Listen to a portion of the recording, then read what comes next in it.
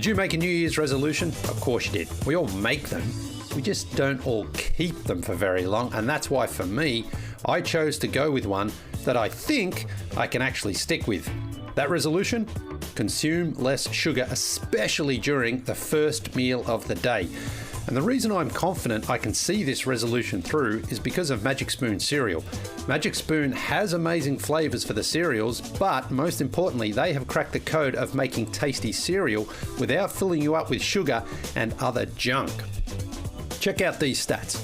0 grams of sugar, 13 to 14 grams of protein, and only 4 net grams of carbs in each serving. Only 140 calories a serving. It's keto friendly, gluten-free, grain-free, soy-free, and low carb. And you can build your own box of your favorites from available flavors, including cocoa, fruity, frosted, peanut butter, blueberry, cinnamon, cookies and cream, and maple waffle. And thanks to you guys, Magic Spoon has promoted those two flavors, cookies and cream and maple waffle, to the big leagues. That's right, they're going to be a part of the permanent rotation from now on. No 10-day call-ups for these guys. They are legit and they are here to stay. Go to magicspoon.com/nodunks to grab a custom bundle of cereal and try it today. And be sure to use our promo code NODUNKS at checkout to save $5 off your order. And Magic Spoon is so confident in their product, it's backed with a 100% happiness guarantee.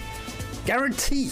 They guarantee happiness 100% here. So if you don't like it for any reason, they'll refund your money, no questions asked. Remember, get your next delicious bowl of guilt-free cereal at magicspoon.com/nodunks and use the code NODUNKS to save $5 off. Thank you, Magic Spoon, for sponsoring this episode.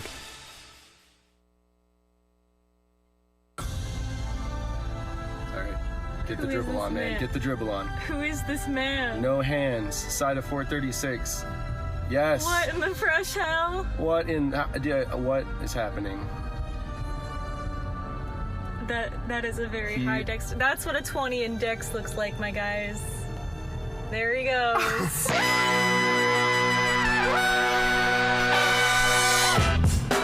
Good morning, sweet world, and welcome to the No Dunks podcast on the Athletic Network. It's Thursday, January 6th. I'm J.E. Skeets here in the Classic Factory. Alongside me, as always, Tass Mellis. What's up, everybody? What's up, Tassie? We got our top shot hot boy, Trey Kirby. Hey-yo. Hey-yo. The international man of mystery, taking it to the max, Lee Ellis. Friends. Last, certainly not least, over yonder, making the magic happen, it's super producer JD. Hello. There he is. And here we are. No restarts this morning, boys. Well, don't jinx it. No, Don't jinx it. I want to jinx it. I want to. Shout out to the stream team for joining us live right now on YouTube. Subscribe, like, comment. Please share the show. Email in your NBA questions to nodunks@theathletic.com. You can follow us across all social media channels. What's your favorite social media channel, Tass? My favorite social media channel? I'd say it's theathletic.com. What? Is it a social media channel? Well, I meant ours. Oh, what do you mean? Oh, ours. Yeah. Well, like, are you an Instagram guy, you Twitter guy, you Facebook guy, TikTok guy? None. I'm saying theathletic.com is my favorite social media channel because of the interaction. It is so interactive on theathletic.com. People are there for so many minutes. Yep. It's like a social media channel. It's not a media company channel. It's a social media channel. Well, you can follow us at No Dunks Inc. INC. Also, and I'm happy to see Trey rocking a customized version of the No Dunks hoodie. Go to nodunks.com. There it is. To grab, again, not the tie-dyed version, because you did a deal, I remember, with a No Dunks fan to get that, didn't you know? Yeah, a fellow by the name of Ethan Kirby. Kirby. Wow. We swapped sweatshirts. He's got my paint-covered Atlanta Hawks one somewhere up in Canada. So we had the discussion yesterday, like, are you going to wear a No Dunks shirt to the No Dunks Classic Factory? Everybody said, yeah, you got to do it, Skeets. Yeah. You're wearing one, and not only do I have this one on, I've also got my second layer. Oh, wait, I forgot. I thought I wore a Top Shot Hot Boy shirt. Turns out it was the Grateful Dead. My bad. You just wanted to show that off. No, I completely forgot what shirt I was wearing. Yeah. I'm surprised you're wearing an undershirt. I thought you did Scumbag Steve stuff. I don't know if you heard, but can get a little cold here in the game. I got tasked for the second day's wearing a t-shirt. This guy. Yeah, I'm feeling it, man. I'm feeling the cold. All right, go to nodunks.com, get all of your hoodies and your t-shirts and your shorts and your mugs and stuff like that, and treat yourself to an athletic subscription. It's a website / social media channel that Tass was talking about. You can get a nice deal right now. Go to theathletic.com/nodunks. And final thing here, in case you missed it, we had a brand new Poppin Packs yesterday. Yeah, that's right. Returned to your feeds, both on YouTube. You can watch us pop those packs and show off those cards, and you can play along, guess the players with us, and we also flip that into a podcast as well, so it's in your podcast feed. It was a lot of fun, I thought, yesterday. Everyone getting involved as well. It wasn't just Do you me. like that? Do you like switching it up for so sure. not just you with your hints? Yeah, I mean, this is a man that everybody loves. You know this, man. Yeah. I bet Alex Trebek a couple of times wished he could have gone the other side and been a He never contestant. did that. Not that I know. Oh, you guys know the show way better than I do, but I can't recall him, Trebek, ever standing behind the podium and no, he's a man. He was a man of integrity. He wouldn't go. He wouldn't go to the other side. That would be unfair. Yeah, he would dominate. yeah. I just think he would dominate. I don't know if he'd dominate, but I think maybe just people would like to see how he would do in that role. So. Oh, I would have loved it. Yeah. Okay. It's a little shocking that never happened. Anyway, Poppin Packs is in your YouTube feeds and your podcast feeds. It's like an hour 15 of 4 guys opening up old pack of basketball cards and talking about old players, if that's your sort of thing. I mean, Lee's old school way was to get on a guest, a former player. Yeah. And so, yes, this is the new school way of us 4 doing it. But while we were doing it, he was also thinking, hey, that guy, put in a word for that guy. I want him back. Who did you ask for yesterday? There was somebody. Otis Thorpe you want to get in touch with. I want to get in touch with Otis Thorpe. He's the big one. Yeah. There was another player. I said Rolando Blackman. I tried. If you saw the DMs I've sent, the messages I've sent, I've put a few out there. Right. And I've got a few I'll do it, and then they ghost. Yeah. Chuck Person, I think it was, who we want to get back on. Yeah, but you deleted his number, you said. I did. But someone must know it out there. We'll get somebody. All right. So check out Poppin Packs. Okay, we got tons to talk about here on today's No Dunks. We'll get to a lot of the games, but let's start with Dirk. Because Dirk Nowitzki had his number 41 jersey retired by the Mavs following the team's 99-82 victory over the Warriors, and we can get into that game a little bit if you want to. Dirk becomes just the 4th player in franchise history to have his jersey retired, joining, I'm going to put you on the spot, Brad Davis, Rolando Blackman, and... He's on the call. Number 12. Oh, Derek Harper. Yes, Derek Harper, number 12, Brad Davis, number 15, and Rolando Blackman, number 22. During the ceremony, Mavs owner Mark Cuban announced that a statue will be built outside of the arena and all future Mavs arenas. And the next one. Yeah, and the next he really wanted to point that out to honor the German, obviously, and I think we have a photo of it for everybody joining us on the stream team. We can talk about the ceremony in general, but specifically, Trey, the statue. What do you think? What? Are you a fan of anal beads? Yes. Honestly, yes. Hey, let your freak flag fly, guys, gals, whoever. Doesn't matter. This is a great statue. The 3 balls at the top, it looks unusual, but I do like the idea of showing the path of the ball. I don't know if there's a better way to do it. You do like to get Dirk's cool arcing shot, no doubt about it. And the pose is obviously iconic, but I mean... If you put 3 balls connected by a little tether, you're getting some anal bead comments. There's no way around it. I agree. It's very unique. We always just see 1 ball in a statue if you ever see one. Is this their way of doing a focus group? Like throw it out there and now everybody on the internet is throwing in their comments and maybe they'll change the actual statue? I think that's a brilliant idea if that is their move. Like, here's the miniature version. See what the feedback is. And then you're saying, maybe tweak it. Like maybe the official giant one will just be 1 ball. I actually think it should be. I don't think you need all 3 balls there. Yeah. Would you go with the top ball or would you go with the first ball that's sitting on his fingers? I think the one that he's shooting it, because it's just you got it's just the perfect lean back, the fadeaway there. He's the Dirk driveway dad shot. Lee, what would you do? Or what do you think? Yeah, definitely the one in the hand, because it would be weird if he was sort of had his hand back cocked like that, but the ball was like 3 feet in front of him. But you could put some sort of hoop off in the distance as well. Maybe make it a longer statue like that. But I think Mark Cuban honestly knew he was going to get lit up for this one, because he even said, the budget was a bit small. It's a joke, obviously. Yeah, I know, it's but like, what is this, a statue for ants? It's bad. It's bad, but it's good bad. You know what I mean? Like, you remember when Cristiano... What do you mean? What's bad? What it just looks crappy.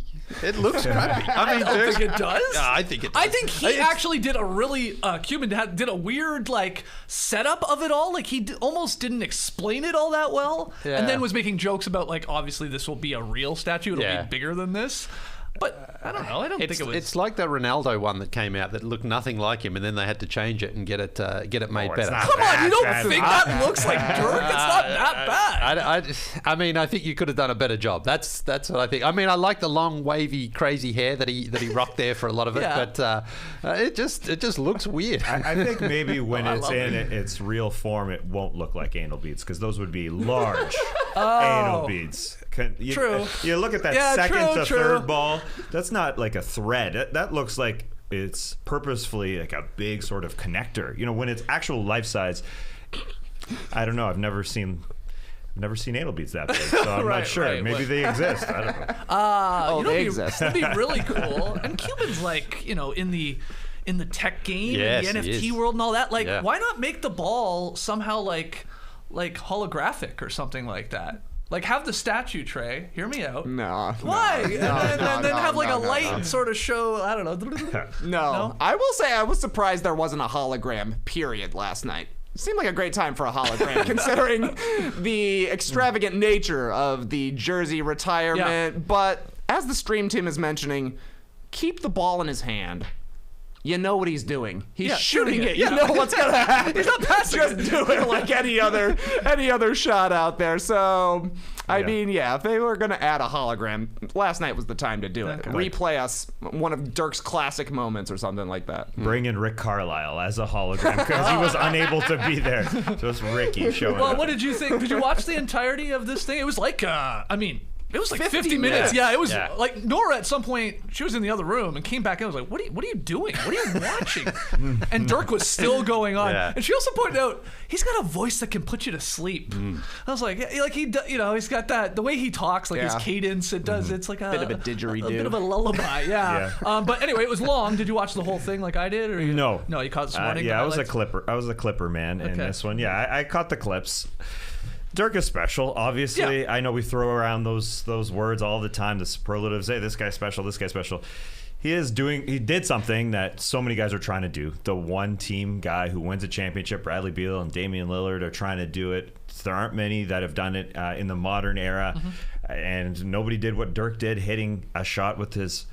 at his 20 years old and then 40 years old with the same team. Joe Johnson doesn't count. The guy did a lot with the guy did a lot in his 20s and 30s. Makes me look back and wonder what the heck I did with my 20s and 30s.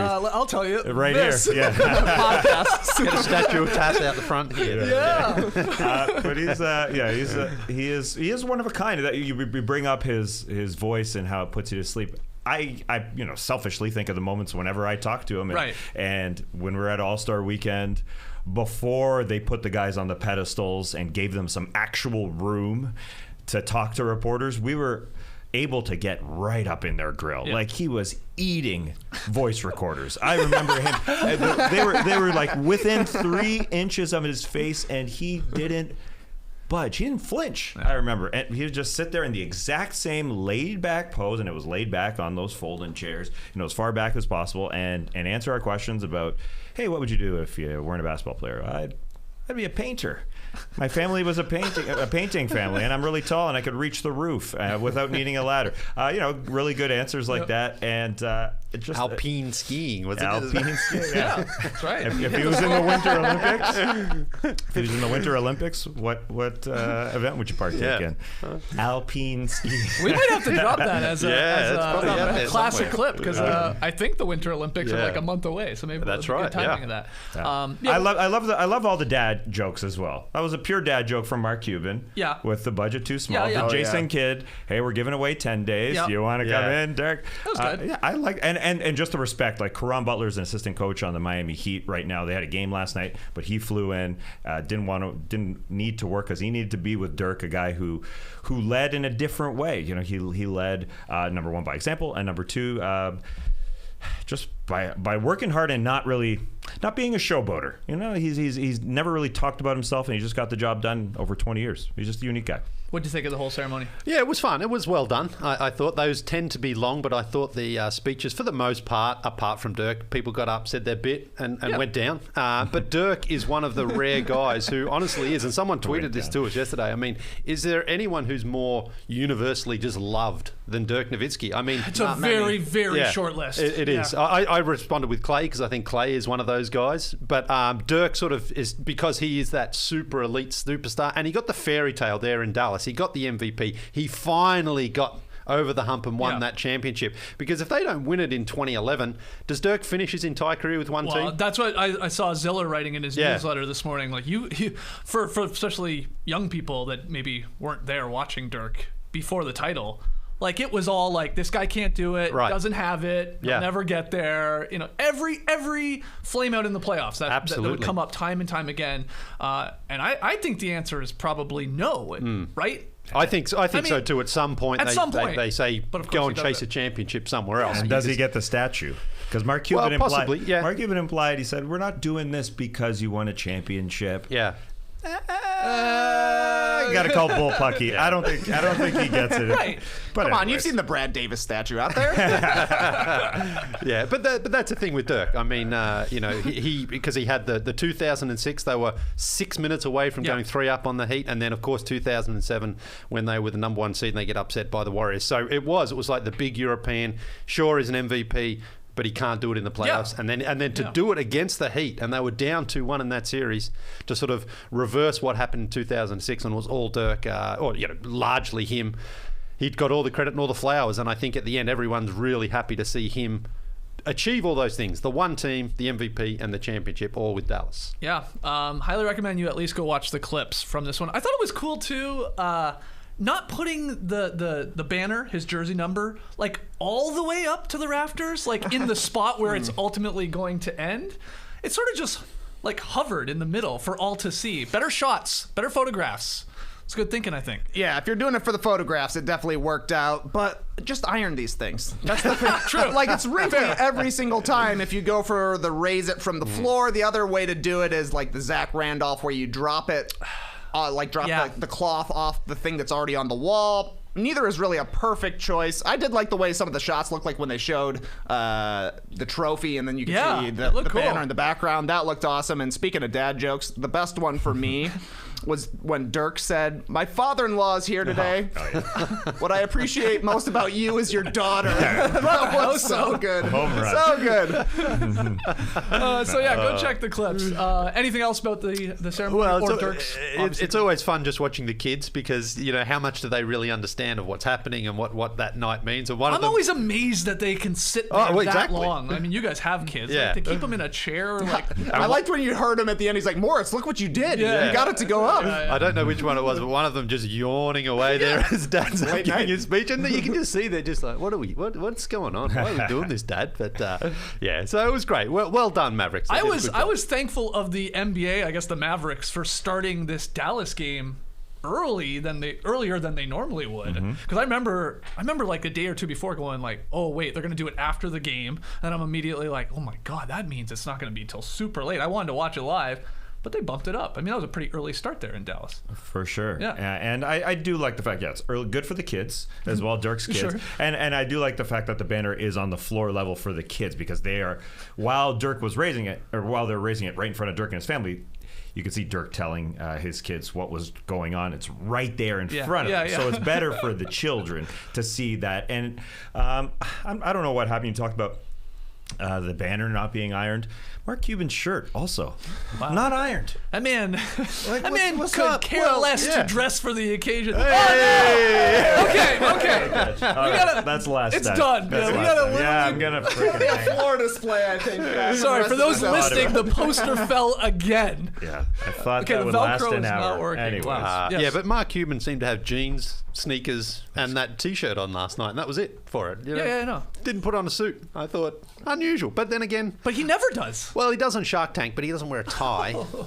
That's true. Good point. Way to throw that right back in my face. Yeah. He does wear a suit on Shark Tank. Well, I bet there was a bit of a fight over it. I bet he wouldn't choose to wear one, but... you think they made him?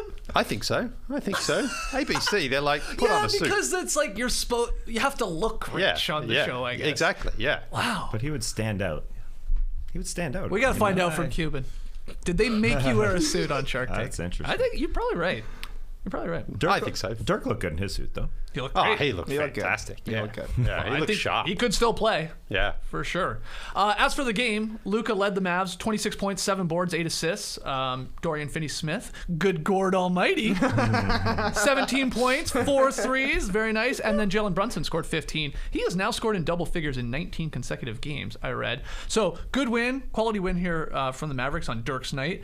But sort of the story from this one, in terms of the game, Tass, is Steph Curry struggling for a second game in a row, and now the Warriors are saying he's got like a quad contusion. He may not play tonight against the Pelicans, but yeah, it's wild. Yeah, seeing Steph off and almost having a wedgie there was very, very strange. Like right at the rim? Yeah. It was that sort of mid-range-ish floater for him where he would bank it home, usually. But yeah, he went in between the rim and the backboard. Steph is off. His last 2 games, he's very off. It's really interesting to hear him and Steve Kerr talk about his misses. He had 4 misses, and Steve said that were the exact same way. They sort of rimmed out. They were half an inch short front rim, then they hit the back rim, and then they popped out for exactly the same way because they're obviously so specialized, and they know that just Steph is a little off. And then next game, that half inch is not going to be there. Whether or not it's tonight because he has that thigh contusion, doesn't seem like it. It seems like he's going to take a game off, and he probably should. And I thought with Clay coming back that there would be some games where Steph takes some time off, because why the heck not? Yeah. Why drill him into the ground? Curry, just to get the numbers out there for everybody, 8 of 41 over his last 2 games. That is sub 20%. His worst field goal percentage over a 2-game span in his career, according to ESPN Stats and Info. And he's only scored 23 points and missed a hell of a lot of 3-pointers. He's only hit 2 out of 19. Yeah, well, that's it. I mean, 2 for 19 for Steph is basically unheard of. But I thought Dallas, for a team that I haven't been super impressed with this season, played one of their more tougher games. They grinded there. It wasn't a smooth victory. Luka picked up, almost looked like a hamstring injury very early into the game, fought through that, and then he picked up an ankle or something. Yeah, he says he's okay. Yeah, he says he's okay. So credit to him for fighting through that. But yeah, and there was no excuses there for the Warriors. Draymond played, Wiggins played. They had their, basically their full squad, and their offense was one of the worst it's looked all season. So very, very good win. An important win that they get that win on that Dirk retirement night, because you don't want a Paul Pierce situation where LeBron comes in, punks the team. Some people saying that on Twitter. Yeah. I totally had forgotten about that. But the concern of playing the Warriors. They smoke you by 30. Yeah, and Curry has a monster night or something like that. Yeah, especially because of the Warriors, the history with Dirk there as well. But didn't work out that way. Well done, Dallas. Yeah. Any notes from Warriors Mavs in terms of the game itself? I just can't believe Steph Curry sucks now. That's wild, man. He got to 3,000 career threes and decided to be a piece of shit. I mean, it's crazy, though, to look at Steph's stats for the season. He's not close to 50, 40, 90. He's barely at 40, 40, 80. 42 from the field, 38 from 3, obviously 91 from the free throw line, which just means he's going to make a whole bunch of threes in the second half of the season, so watch out for that. But also, Jordan Poole, we talked about him big time after his 32-point performance, 6 points on 3 of 8 shooting. Teams are getting really, really bold with doubling Steph Curry. Certainly the Mavericks were last night. Not only is the best defender guarding him, they're doing everything to get the ball out of his hands, and he's not able to find a rhythm. Somebody else has to do something offensively. Poole was not able to. He's a really upsy-downsy kind of guy. It was down last night, but I would imagine Steph gets it back over the course of the rest of the season. Clay is coming back, but Steph's still the guy that stirs their drink, so he's still got to be special for them to get wins. Would you bet on Steph Curry over, let me say, the next 5 games he plays in? Would you bet that he scores 50 in one of the games? No, because he's off right now. And also, he banged that knee with Kleber, I think it was. And he was sort of running that off. So last night, I think he was playing with something, but I don't quite see a 50 point. Okay. I think he does have a little something right now. Like he's got an injury. I hope he plays in Clay's return. Like you said, Tess. Like Sunday. He maybe doesn't play tonight. Okay, that's fine. You're playing the Pelicans too. Maybe they bounce back to get the victory anyway. But like, I don't want Clay to come back and then you have Curry like out of the lineup, stuff like that. It would just suck. I mean, the Warriors would probably be fine, I guess, but as an NBA fan, we want to see this team sort of full squad and how dangerous they could be. Totally. And I think Steph wants to be there too. I think Draymond Green wants to be there too. I think they're very, very, very, very pumped to see Clay back on their floor. It is interesting with Steph how we talked about him possibly breaking the single game record to be able, the single game record for threes, to be able to break his total record for threes in the NBA back then. And now we talk about him, maybe he can score 50 next week. Like we know that the impossible is possible with this dude. Yeah. And Anthony Slater on The Athletic wrote, as Trey went through his percentages down to 38.8. Last year he came back after he was injured, hit that tailbone, came back and had a run of 15 games where he was, nearly 50% from three on his next 200 shots. And if you were to do that, he bounced back up to like 41% over three. So you know what's happening. If Steve and Steph, Kerr and Curry are saying, Steve and Steph, Kerr and Curry, I never really thought of the really close names. Both I think about it all the time because my dad's name is Steve Kirby. Yeah. That's a good point. Yeah. If they're sort of... Is he a shooter? Nah. He likes to shoot a pull-up three like Steph Curry does, but the percentages aren't there. I mean, he's old school. He's probably mid-range in. Yeah, exactly right. For him, it's like a special treat to take a pull-up three. But what would you say your dad's best basketball skill is? Is it passing? Is it defense? Is it shooting? I guess it could flopping. Be. Oh, man. He's a big flopper. Wow. Big flopper dopper. The man taught me how to take a charge before he taught me how to shoot a hook shot. Number two is no passing. wonder you hate defense so much. Yeah, scarred. Scarred from having to do charge drills. Yeah. They showed that clip of Dirk and Holger walking on the benches, and they're like taking one step up, one step down. My dad and me used to do that as well, but it was just him throwing his shoulder into me, and I had to flop as much as I could. Sixth grade, I had a referee tell me, "You flop like that again, I'm giving you a technical." Sixth grade. Flopped in the second half, though. Got the call. Yeah, we're going the other way. Amazing. Wow. Sorry. Nothing to say. He can go off like that. Steph can go off like that, too. And if Steve and Steph... Steve and Trey are in that are in lockstep like that, where they know that he's that close. Like maybe one game off, but he can just go off. Yeah. He'll be back. All right, let's keep it going here. Nets point guard Kyrie Irving started last night's game against the Pacers. He scored 22 points in his season debut. They got the 129-121 victory there for Brooklyn. Lance Stephenson nearly stole the show. We'll get to Born Ready, I'm sure. Kyrie was expected to play a big chunk of the game. I think that was Steve Nash's quote. And he logged 32 minutes in the debut there. 4 assists, 3 boards, 3 steals. And he hit several clutch baskets sort of down the stretch.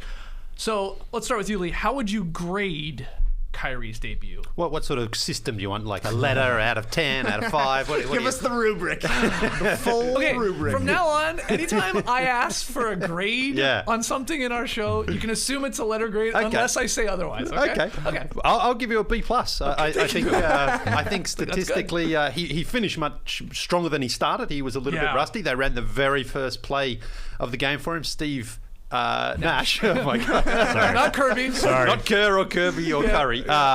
Said it was a welcome back gift, which is unusual phrasing. Anyway, he missed it. But look, you can see clearly the difference of having another guy out there who can create his own, he can get his own, he can shoot. He allows then Steve Nash to rest Harden or Kevin Durant and still have 2 stars out there on the floor, because Patty Mills has basically been playing that third scoring role for the Brooklyn Nets this season, and he's been great, but Kyrie is a different level. So he came out, and this was an important win for the Nets. They'd lost 3 in a row. They needed it. They were down big. They were down 17, 18 points there late in the third quarter, and they came back, and Kyrie showed he's still got that bag of tricks, that ability to sort of go inside, and like we've seen from Ja Morant, 1 or 2 steps, switches hands, gets those layups, and finishes around the rim. So that's really good. So 22 points.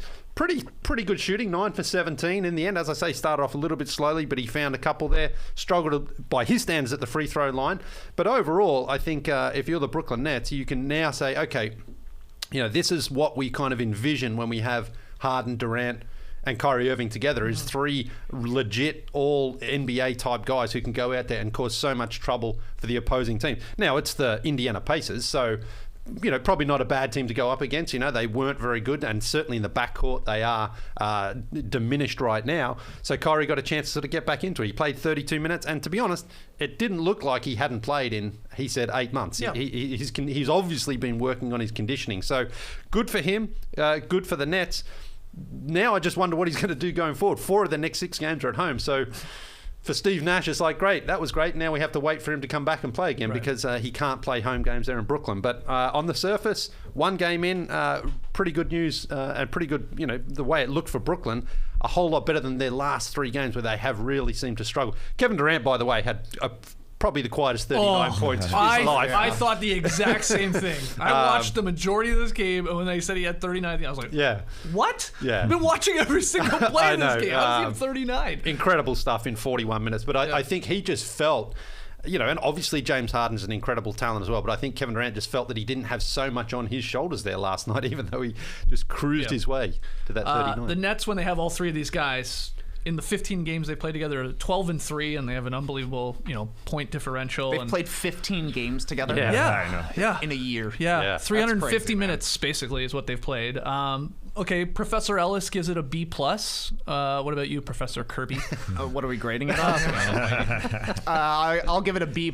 as well because Brooklyn just looks scary, man. They gave up 101 points in 3 quarters, and it wasn't even a concern for them in the 4th quarter. The offense looked so easy. For the most part, it was Durant, Harden, and Kyrie with Patty Mills and DeAndre Bembry as the roll man. And DeAndre Bembry just had all of the space in the world in the middle of the lane because there's 4 legit shooters out there. So he was rolling. They were dishing it to him. He got 3 for 3 in the 4th quarter, 10 points in the 4th for Kyrie. That's why the Nets are still one of the favorites here. I mean, as long as Kyrie is able to play during the playoffs, and honestly, it's so far away now. Who knows what the mandates are going to be by that time? He says his vaccination status is day to day at this point. Is he going to be releasing like an injury report on his own vaccination status? I don't know, but if he's out there, the Nets can beat anybody and they can score with anybody. They had to play 1 quarter to win this game. Yeah, it seems just like last year when it seemed like they had all 3 of them. It is ridiculous that they only played 14 games together last year, and they went into the 2nd round against the Milwaukee Bucks as the favorites. But then Kyrie goes down, James Harden goes down, and Kevin Durant nearly gets them to the conference finals. So that's why they are the favorites in Vegas. And you guys are tough graders. I'd grade this on a curve because Kyrie hasn't played all season. I got to go A. I got to go a little higher because he looks so good. Even in pregame warm-ups, guys, the reporters there, our guys, Varden and Schiffer, were sending in the clips of him just handling the ball and getting into his mid-range. And Bembry's going to have space. Patty Mills is going to have space, but also Kyrie's going to have space. You have to guard Durant and you have to guard Harden. So Kyrie's going to be able to get into that mid-range where he is looking so good. Yeah, the 1st quarter, 2 shots short on both of them, went to the bench, came back, and then money the rest of the game, especially in that 4th quarter where, like Trey said, they only had to play that 4th quarter where they limited the Pacers to 5 makes, and they're 5 of 19 in that 4th quarter. So, yes, this top 10 defense, people think, well, maybe it's a mirage, but I think, like last year, 1 good quarter and they can win games if they're all there. The whole mandate thing of what the heck is happening with this team is still a question mark, but again, Kyrie never said, I will not get vaccinated. That wasn't part of his IG Live that he gave us preseason.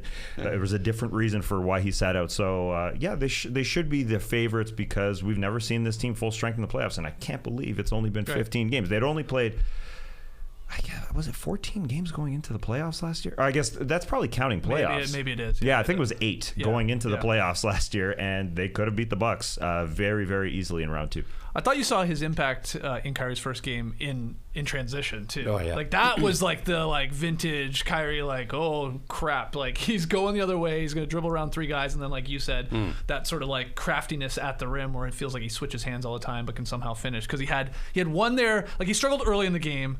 And then he had one in the second quarter, sort of unlocked him a little bit, and then he had a couple in the fourth quarter that were sort of sealed the deal. Bembry gave them really good minutes too last night, and I think the Nets, to be like the championship like contenders, they are because they have the talent, but they need the guys to do the dirty work. They really do. Sure. And like Bembry had a couple nice defensive deflections and hit the ground a couple times, and like they just got to get those minutes, because you don't need anybody else to score, really. No. You just, like you guys said, we need a nice 10-minute window where we just play lockdown defense, and that will win us a ton of games. And so you need to be scrappy for a little bit, and you need some of those guys to fill in the holes. Two big problems though I still see is interior defense. Yeah. If you go up against Joel Embiid, he should be able to feast inside. And Giannis. And that's the other one, Giannis. I mean, those guys can attack the paint, and that's the vulnerability that the Nets have. You can put Kevin Durant there, but he's not a great physical defender against those guys. You don't want him doing that. So that's still a problem the Nets have to address. But again, if you can put 135 up on the board against anybody, maybe you can overcome that. Yeah, and last year they got decent minutes from Blake in the playoffs. They went and signed James Johnson to try and help out on the big guys. And like good championship teams, the first season, you get your big guys together, your big names together, and then the second year, maybe you get better players around them. And so there's still a couple months here for Sean Marks to go get a center, a really capable center. They're trying Nick Claxton.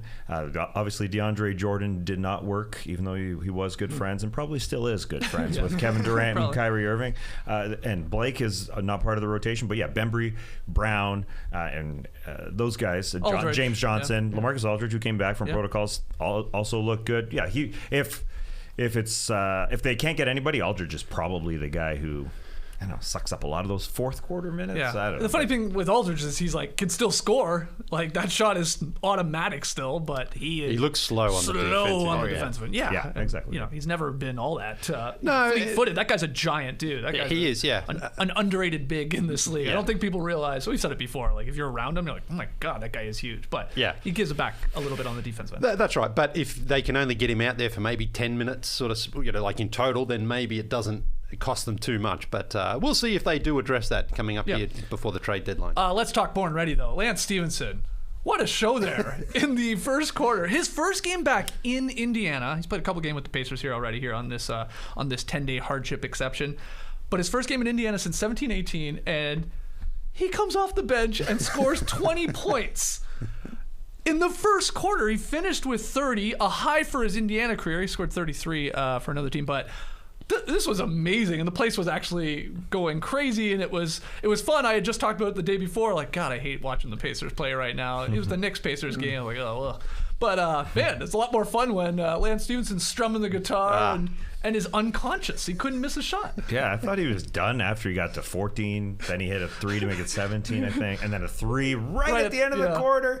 And then, that was his last song of his set. He strummed off, and he only had 10 the rest of the game. But for him to have his Pacer high, yesterday, he didn't even start the game. He came in at the 6:30 minute, halfway through the first and popped 20.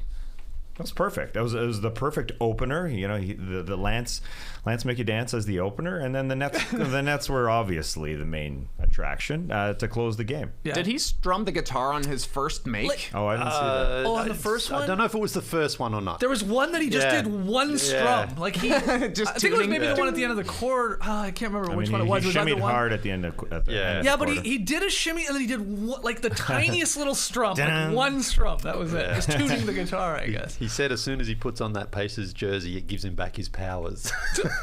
I believe it. I love it. Do you think he's gonna stay with the Pacers?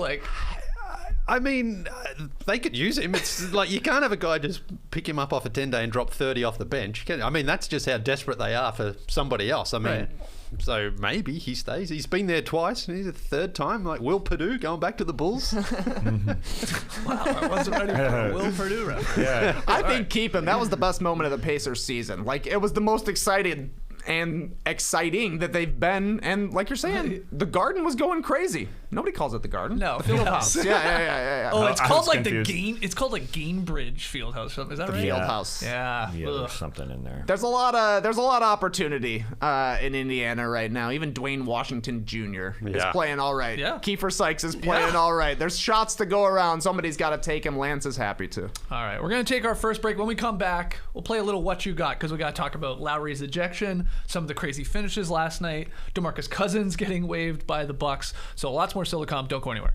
Did y'all make New Year's resolutions? Yeah. Nice. Me too. One of them, my main one, is that I need to figure out how to play the electric guitar part to Maria Maria by Santana and the Project G&B. I've worked out the basics, but I really want to master this for next year's New Year's Eve to be able to play it as a performance. Oh, wow. Because Tass put on his own performance at New Year's Eve this year to Maria Maria, and I would like to up the ante next year. And that's why I was delighted to see that Masterclass has a course on guitar, and it's taught by Carlos Santana. Yeah. Over 16 lessons that take a little more than 3 hours, Santana teaches the art and soul of guitar.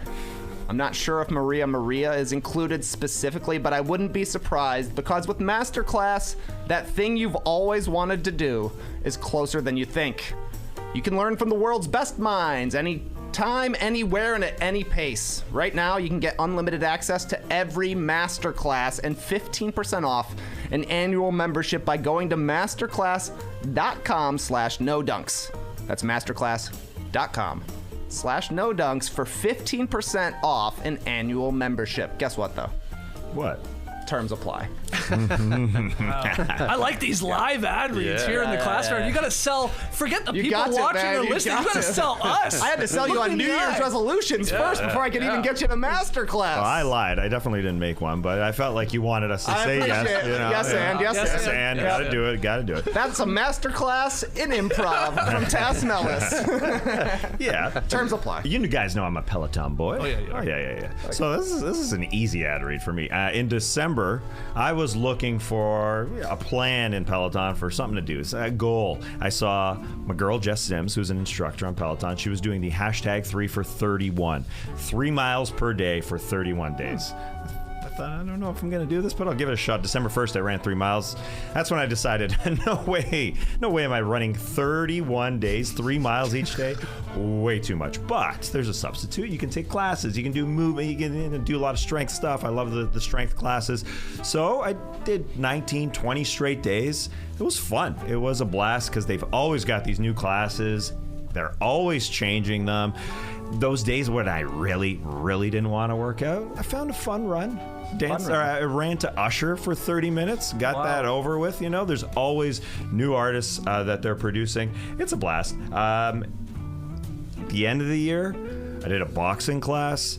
I did a top 10 hits from the year that were played on Peloton, just to keep things fresh. Did I love every song? No, but it didn't matter. I enjoyed myself. Running, strength, yoga. I even did outdoor runs with the app because it's not minus 42 degrees here. It was a lot of fun. Yeah, you can. I know they did outdoor runs. Yeah, they got the outdoor runs. Like, you could do it. Run through that wall. They've got some instruction in there. Yeah, while they play their music. And again, left foot, right foot, left foot, right foot, left foot. One step in front of the other, one foot in front of the other. You can do it.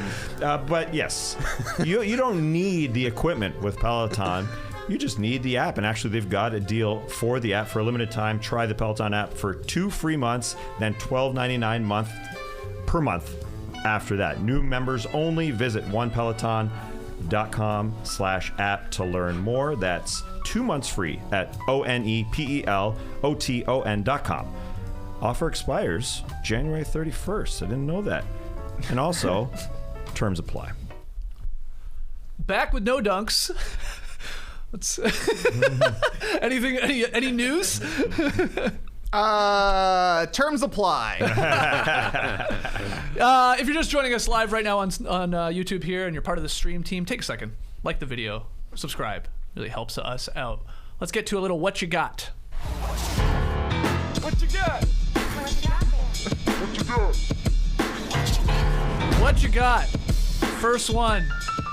Man, I'm taking 2 things that are completely unrelated and jamming them into a question for you guys, okay? Perfect. Kyle Lowry ejected last night after he casually tossed the ball back to an official after a foul. He had picked up a tech earlier in the period. This is what triggered the automatic ejection. And then completely unrelated, the Bucks plan to waive center DeMarcus Cousins as they opt for roster flexibility ahead of the league-wide contract guarantee date on Friday.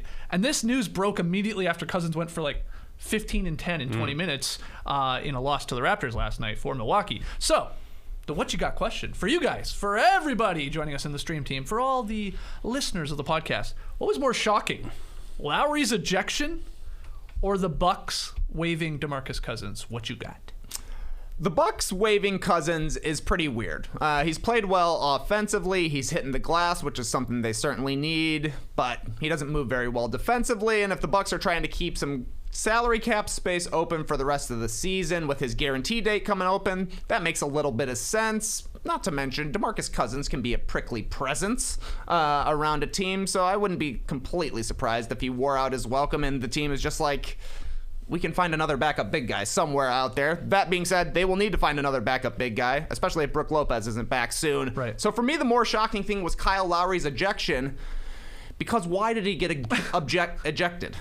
Because the referee didn't catch the ball when he threw it back to him. Like, it didn't look like he put a ton of zip on it. It didn't look like Lowry said anything at the time he threw it. No. Surely Lowry's chirping the guy. He had a technical earlier in the game, but at this specific time, it looked like just a simple toss over to the ref who botched the catch and gave him the toss. So, yeah, that was weird. Very weird stuff. But a lot of weird things were happening in Portland last night. I don't think you can find any excuse for that referee. That referee just got mad. He didn't see the ball coming, even though it was a very light toss. Yeah. Hit him in the gut. Just a little bit of a trigger. Just a little, I don't know. I'm not going to diagnose the guy, but a little aggressiveness for no reason. Zero reason. Yeah. I don't think it had anything to do with what Lowry said. It shouldn't, because he literally didn't say anything. While we're seeing this clip, did it happen? Did he say something minutes before? He's obviously said something after when he was ejected. I don't know what Duncan Robinson is saying. Maybe they had a thing going on. I guess that's possible. What do you There's think? zero reasons for me. Yeah. What do you think? Which I believe it was a rookie referee too. Yeah. Not that that's an excuse.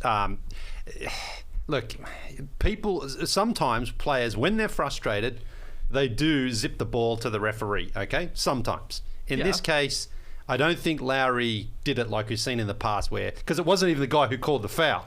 Sometimes you see it like when they throw it at the referee. But I think this referee interpreted that as Lowry sort of disrespecting, shoving the ball and pretending he wasn't doing it with some sauce on it. That's the only reason. I don't think he was right. I think it was too quick a trigger, especially to get ejected for it. But, again, a rookie referee maybe just feeling disrespected. Maybe that's just how he reacted. And as Tass said as well, sometimes throughout the game, there's a little bit of beef that you don't always see during the game. And maybe the referee I still have to be able to give you the ball. Yeah, I know. But at the same time as well... he didn't zip it, but I can just sort of see. I'm just saying. What's he supposed to do? Like put it down? Just leave it. You might get a check for that. No, now you're mocking him. You come get it. You can leave it as well. You can leave it like that. You don't have to do that. But what's the opposite of a zip? A zip or a lollipop? A zip or a lob? New What You Got? Zip or lob? Because I don't think that was a zip. No by zip any on that. There's a tiny amount of zip on that. Zero zip. It almost arcs. You can almost you can put an anal bead on that. Look, it was harsh. He didn't deserve it, but maybe it's like a second baseman throw to the first baseman. Look at it, literally lobs. There's zip-ish. There's an arc. There's an arc. You can see it. That's what I'm saying.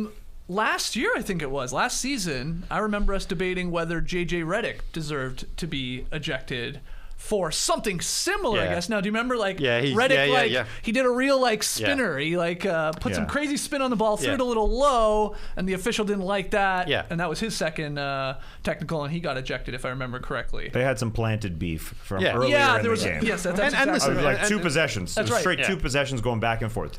And so that was, sort of understandable. Yeah, even at the time, we were like, come on, but there was some beef. So maybe we didn't see something here with the official. Yeah, but I would even say Redick's throw, not that it had zip, but it was more like an FU throw. Yeah, exactly. Throwing spin on it, threw it at his legs. Lowry and threw it with his left hand. If you wanted to zip, he'd go right. I think the Cousins thing is definitely, it's odd, but I would probably be pretty positive if I was a Bucks fan. Maybe that means Brook Lopez is coming back sooner, or they know he's coming back sooner. That's obviously not a given. But the second thing is they're probably going to go after somebody else. And Cousins wasn't shooting the ball all that well from three-point land. Does that matter? I mean, Bobby Portis in his backup role last year as the backup big in the playoffs banged home threes, and you had to respect him. And Cousins, you don't really have to respect his three as much. So that's, I don't know. They're going to be doing something, and I think they're not done anyways. They're not going forward like this. He gave them decent numbers off the bench in a limited role, and he played like 17 games for the Milwaukee Bucks. Right, so he got a fair shake, I think. I think the Bucks had a good look at him, and they said, okay, yeah, he is giving us that, but sort of as Trey mentioned there as well, if you lock him up, then it's like, okay, then we are sort of stuck with him for the rest of the season. I think they're keeping their options open. Yeah. I'm assuming they can actually bring him back too if they choose to later on. So I think this is actually not a bad move here for the Bucks to be like, all right, we've seen what you can do. We're also just going to see what else is out there first before we lock into you. And of course, other teams could be very interested in bringing Cousins I think he's on. done enough to certainly attract interest from other teams. Right. I mean, again, he's a big guy, but the Nets, not super athletic as far as protecting the rim, but he's a physical presence. Perhaps even they could look at him. We'll see. All right, our next one here. Kelly Oubre Jr. had 8 3-pointers in the fourth quarter last night. He tied an NBA record set in 2002 by Michael Redd for threes made in the fourth there. He was subbed out with 4 minutes left, too, because the Hornets were up, I think, 35 at that point. But not to be outdone, the Sixers' Danny Green racked up 0 points, 0 boards, 0 assists, 0 steals, and 0 blocks in last night's win over the Magic. His 24 minutes marked the most without recording a stat since good old Tony Snell in 2017, who I think played 28 minutes in that infamous game where you've seen that graphic. Yes. It's a classic meme of Tony Snell's line. So the question here, again, for everybody joining us and listening, more impressive stat. Oubre Jr.'s 8 3-pointers made in the fourth quarter, or Danny Green's line. Well, we mentioned the word streaky for a bunch of players yesterday. Kelly Oubre is a streaky guy. Yeah. He is a streaky guy. Yep. As we said on Poppin Packs, if you don't really know how to articulate your feelings about a guy, Trey said it, just call him streaky. Streaky. It's been said in the past. Was Anthony Peeler good? He was streaky. Yeah. And if you said it about a good player, like Lee mistakenly said it about Larry Bird, he didn't mean it. He threw a pen because he didn't want to say it, but it just came out in a take. Hey, we're on TV. Dumb things have happened. You say someone's streaky. Now, he wasn't streaky enough for the Golden State Warriors last year. They released him. They said, we're not going to release isn't the right word. They let him go in free agency, and Charlotte grabbed him. He comes off the bench again, like a Lance Stephenson scenario. I don't think it was a coincidence that we saw Lance Stephenson go off and Kelly Oubre go off same night, doing the same things. It's similar type of streakiness, IMO. And to me, the guy who's been around the league a long time, Danny Green, not being able to collect a rebound, that is a little more surprising. I know he plays on the perimeter, and he's playing a lot of three-point line. That's more surprising to me than Kelly Oubre going off, because we see these great games from Kelly Oubre. This was his career high in threes at 9, but we've seen 7 from him earlier this season. The guy can go off. But 8 in a quarter in 7.5 minutes. Really? Thank you. Yeah. Is that more surprising than Danny Green going over?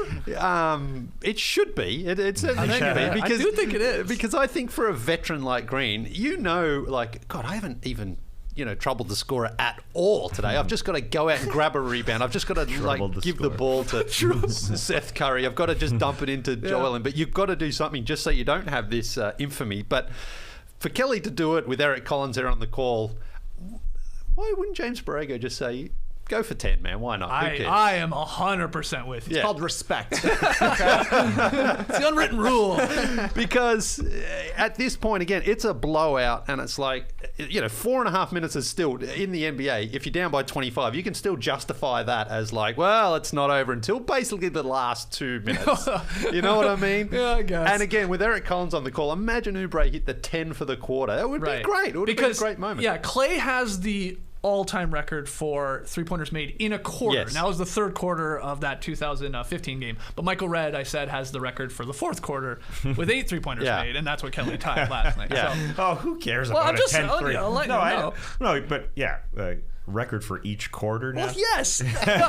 No, I just didn't want people saying, what? Michael Redd doesn't have it. Klay Thompson has it. Well, yes. Again, this is fourth quarter we're talking about. But okay, so you think it was Kelly Oubre? Yes, I think that's what I went with. Yeah. TK, what is how did I ask it? More impressive, I guess. Interesting. For me, the most impressive stat last night: 26 points, 21 rebounds. I knew you were going to do 11 assists for Nikola Jokic. JD! Just kidding, I didn't make it. My beef computer is occupied right now by virtual schooling. Oh, no. Yeah. There's been a lot of tragedies out there, including the fact that I can't make beefs in the morning. So I think this is actually the third Jokic beef that I owe, and there's a Rudy Gobert one after there. So we'll see how things transpire around here. The beefs will be back. But for me, I'm going Danny Green with the 5-0. It's hard to go That's a good an name. entire game without doing anything. Just running. I mean, I know Danny Green is basically Zach Harper out there. 3-point line to 3-point line. But he's a streaky shooter. Yeah. You would think he would do something and accidentally make a shot, or like Lee's saying, just pass it to the corner and somebody else makes it, or the ball bounces out to you, you get a rebound. Any of those things could have happened. None of them did. That's why it's a legendary line. That's why we're still talking about Tony Snell 5 years later. Yeah. I think it's the 12th time in NBA history that we've had this Danny Green / Tony Snell offer. Yeah. I'm shocked. I'm shocked that Danny Green, it's such a different route to the NBA than Kelly Oubre. Second round pick, G League guy, barely hanging on. Finally gets it with the Spurs, gets it going with the Spurs after his little rendezvous with the Cavs. You'd think he'd impact the game a little bit and not be a 5-0. What a great... That's a good call. That's a really good way to put it. Can you... My research showed this, so... Right. I did it this morning. Who knows? I was still asleep. Can you name the last player to hit 8 threes in a quarter? First quarter, I'll give you that. He still plays. Kevin Love. Hey, look at this guy. He only finished with like 32 or 30 points or something for the game. I remember that. 2016. Yeah. He had 8 threes in the first quarter. Yeah. I was looking at StatMuse, right? You can punch that in. Yeah. And there are not many people, of course, who have hit 8 threes or more, in Klay Thompson's case, in a quarter. Let's go down the line. Who else? Michael Redd. Michael Redd. But their research on StatMuse only went back to like 15, 16 or something like that. Like around when you could tell the quarters, I guess. It was very confusing. I was a little shocked that they didn't have it plugged into their computer system. It's a lot of threes. Maybe somebody's doing virtual schooling on their computer system.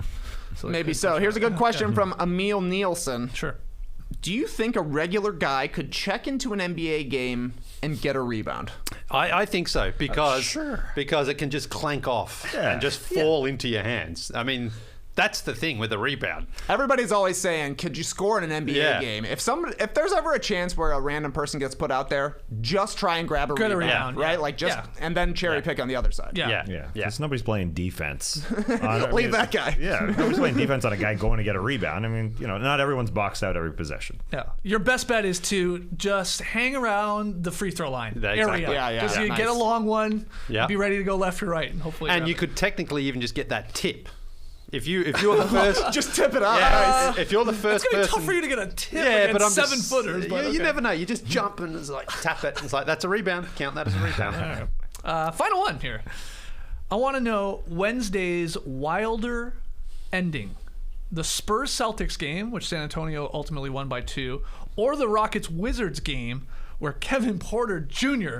hit a monster 3 basically at the buzzer. There was a little bit of time left. Where do you go? Well, the Rockets game, and Kevin Porter Jr. coming off a 1-game suspension, to be able to have the ball in his hands and given the green light by Stephen Silas to just do what he wants for that 24-second shot clock, sidestep, splash. And then after the game, again, after 1-game suspension where he left the arena, which caused him to get that 1-game suspension, embraced by Stephen Silas, embraced by John Lucas, the assistant coach who he had the spat with at halftime. It was a good scene for them. And we were all wondering what's going on with the Rockets. I figured that they had a little bit more veteran leadership, or whatever the word is, that hasn't existed in the past there, but exists with Stephen Silas at the very least, getting those guys together.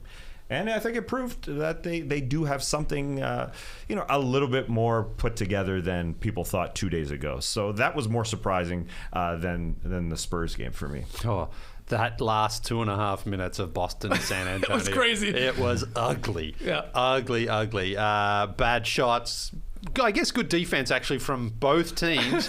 DeJounte Murray. There was that weird sort of Jaylen Brown went up and it was called a jump ball when it should be a travel because he didn't sort of get clean possession. I know that's one of those debates that's out there at the moment. And then Jaylen Brown gets an incredible steal that goes also into a jump ball. I believe it was there with Derek White. That was a crazy steal. Exactly. That was amazing. Yeah. Because he popped it out of Derek White. Yeah. And then it looks like Derek White's going to get it again, but then he hits the ground. Yeah. Smart hits the ground. Yeah. And then they got tied up. And then the Spurs had the ball with 5.5 seconds to go. They couldn't get it in. Derek White couldn't get it in. They call a timeout. They bring in Jock Landale. And why? Inbounding specialist. Why? What are you doing? I don't understand that one. But then he almost gets another 5-second violation. Yeah. Instead, worse than that, he throws it straight to Jaylen Brown. Straight to him. Jaylen Brown is kind of like, I can't. He almost is like, what? And he goes sort of down. It's not a straight line drive, but he's got some defenders there. He goes up. Now, he misses the layup. Jock Landale actually goaltends on that. He touches the rim. Yeah, he touches the rim and his hand goes up. He could have been called for a goaltend. He wasn't. I guess the refs were just expecting like it's going to go in. It would have only tied the game anyway there for the Boston Celtics, but it doesn't. Marcus Smart kind of gets it and bobbles it as well. And the Spurs hang on. Ah, man, that was that it last... sounds like you need a cigarette. Oh, yeah. Well, because, you sort of... There's so many games on there last night, and you're watching that one, and then you look back and you're like, oh, my God. And there was also a delay when they went to check who the ball went off, I believe it was. It was Jaylen Brown was called. Jaylen Brown was called for an offensive foul. They challenged it. It took them 15 minutes to not overturn the call. I have no idea. Even on the broadcast there, Mike Gorman's like, they're not going to overturn this. The homer on the call is like, they're not going to overturn it. Why did you even challenge in the first place? They didn't. And then the Spurs hang on. DeJounte Murray did come back in that game, of course. He'd been out. So crazy. And it really just also highlighted for me how important and how desperate the Celtics are for another creator, a point guard. Schroeder and Marcus Smart are their sort of point guards right now. Tatum just tried to go a bit of one-on-one. Brown went to try to go for a bit on one. There's just no more movement. There's no one sort of to help get them into a set. That's, I think, a real problem the Celtics need to address. Wilder ending, Trey. Take us home. What you got here between the Spurs-Celtics game and then the Rockets-Wizards? I'm with Lee. I think Spurs-Celtics was crazier, even if you're just looking at the last two plays. The Landale turnover and the Brown miss are both like, what is going on? Yeah. This is an NBA game that we're watching here. As for Rockets versus Wizards, not surprising for the Wizards. Their last 3 games, they lost to DeRozan on the buzzer beater. They had that crazy clutch Kuz game against the Hornets, and then they lost to Kevin Porter Jr.'s step back 3 as well. So if you want a game that's going to come down to the last possession, watch the Wizards right now. All right, well, let's hear from the stream team in regards to all 3 of those What You Got questions. Let us know in the comments below. Let us know in the stream team right now. I'm sure you guys are. And we're going to take one more break. When we come back, you got Tweet of the Night. I do. We got Pick'em results, and we'll wrap this baby up. Don't go anywhere. It goes to me because it's a new year, which means it's time to leave behind the things that don't serve you, like overdraft fees. When your checking account balance is running low, the last thing you need is an overdraft fee. Hell yeah. But with Chime, an award-winning app and debit card, you can save that hard-earned paper without paying overdraft fees. Eligible members can overdraft up to $200 on debit card purchases and cash withdrawals with absolutely no overdraft fees. How many times can I say overdraft fees? I thought we were leaving those behind, man. Yeah. Make your first good decision in 2022 and join over 10 million people using Chime. Sign up takes only 2 minutes and it doesn't affect your credit score. Get started today at chime.com/nodunks. That's chime.com/nodunks. And man, I got the small print here with this one. Yeah. Oh, yeah, here we go. Banking services provided by and debit card issued by the Bancorp Bank or Stride Bank NA, members FDIC. Eligibility requirements and overdraft limits apply.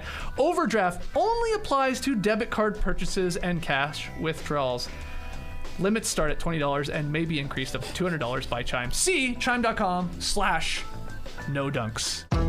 Does this sound familiar? You've got one device that lets you catch the game live, another that lets you stream your favorite shows, you're watching sports highlights on your phone, and you've got your neighbor's best friend's login for all the good stuff.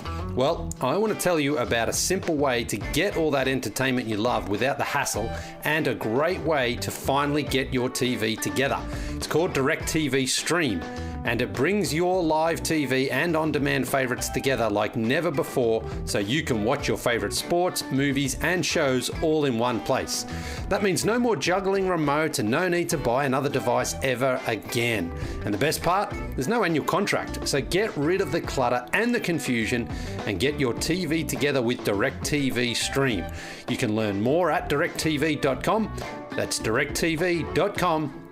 Compatible device required. Content varies by package. Yeah, let's get to tweet of the night. Tweet of the night. Wow. Twitter. This was an easy one.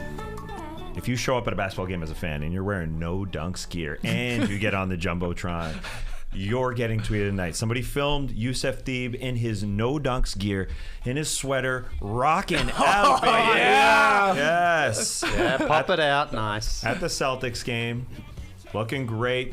Perfect size on that sweater. Well, it's riding up a little bit. Yeah, but he's busting the moves. I say perfect size because I'm always confused as to what size to get with a hoodie too. You just go with your regular size, and that's bound to happen. That's what I do. Yeah, but I don't want a hoodie to be too big. Because then know. it starts weighing me down. I can't walk. But you're right. You run into the issue like, is it too short or too tight? Yeah, I mean, I don't have that problem with breaking tea. Look at that. It's like literally perfect.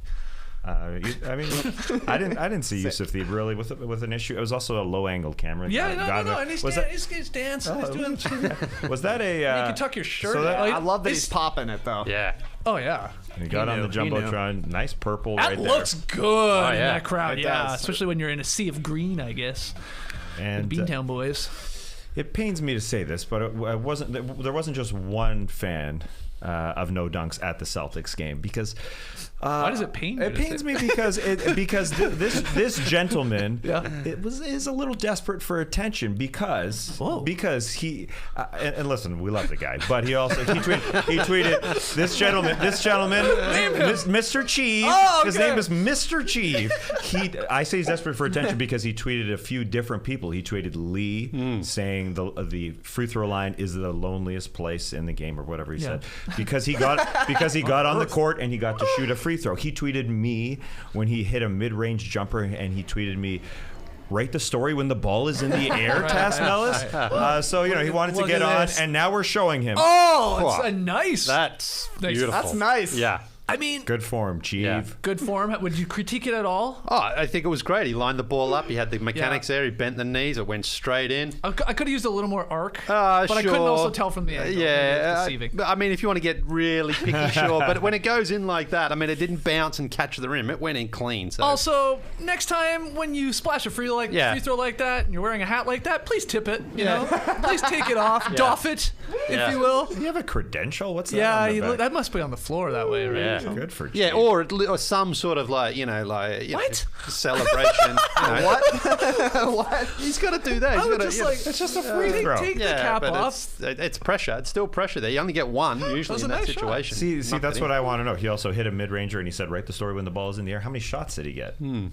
Well, let's Chiefs. I want to Tell know us, if his man. field I saw Cheev was in the stream team earlier. I see Yusuf is there as well. The shout out Beantown to boys both. are showing out. Nice. You know, they went out with their no dunks gear, so you got to hop in the stream team to see if it's going to get played. But I mean, Cheev 2 for 2 according to the internet. Yeah. That's a good luck hat. Maybe he's Ben Simmons out there. He's only putting up his mates. Who knows? Oh, exactly. That's what I'm saying. I want to see Cheev's practice footage. Yeah. I want to see Ben Simmons in Cheeves' hat. You think if Ben Simmons wore Cheev's hat could during a shoot. game, he would be a good shooter? Yeah. Maybe. 100%. Only one way to find out. Luck of the Irish, baby. Get him on the Celtics. Shooting achieved. Awesome. All right, great tweet of the night there, Tass. I guess basically 2 for 1 deal. That was great. Yeah. Yeah. Sorry, I thought you were going to say No, something yeah, else. I was. Then I stopped myself. Yeah. No, do ya?